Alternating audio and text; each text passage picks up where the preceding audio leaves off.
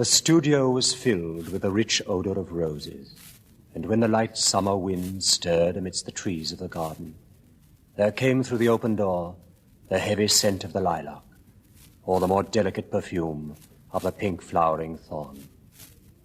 Lord Henry went out to the garden and found Dorian Gray burying his face in the great cool lilac blossoms, feverishly drinking in their perfume as if it had been wine.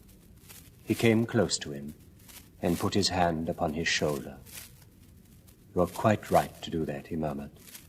"Nothing can cure the soul but the senses, just as nothing can cure the senses but the soul."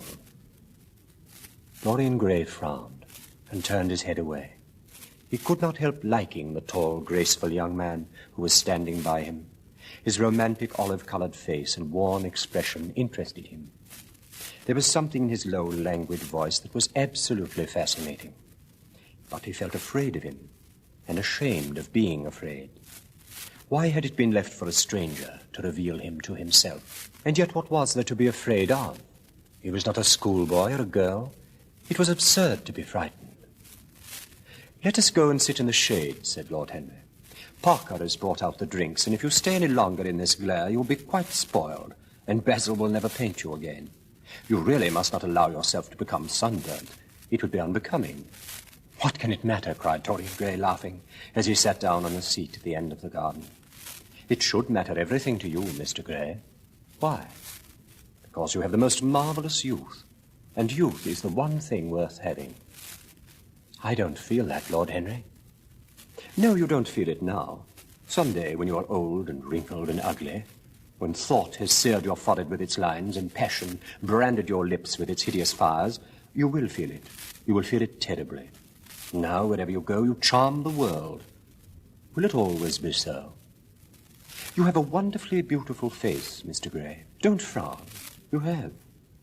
And beauty is a form of genius. It's higher, indeed, than genius, as it needs no explanation. You smile. Ah, when you have lost it, you won't smile. Youth. There is absolutely nothing in the world but youth." Dorian Gray listened, open-eyed and wondering. A spray of lilac fell from his hand upon the gravel. A furry bee came and buzzed round it for a moment. Suddenly the painter, Basil Hallward, appeared at the door of the studio and made staccato signs for them to come in. They rose up and sauntered down the walk together. "You are glad to have met me, Mr. Gray," said Lord Henry, looking at him. "Yes, I am glad now. I wonder, shall I always be glad?" "Always? That is a dreadful word. It makes me shudder when I hear it. Women are so fond of using it. They spoil every romance by trying to make it last forever. It is a meaningless word, too.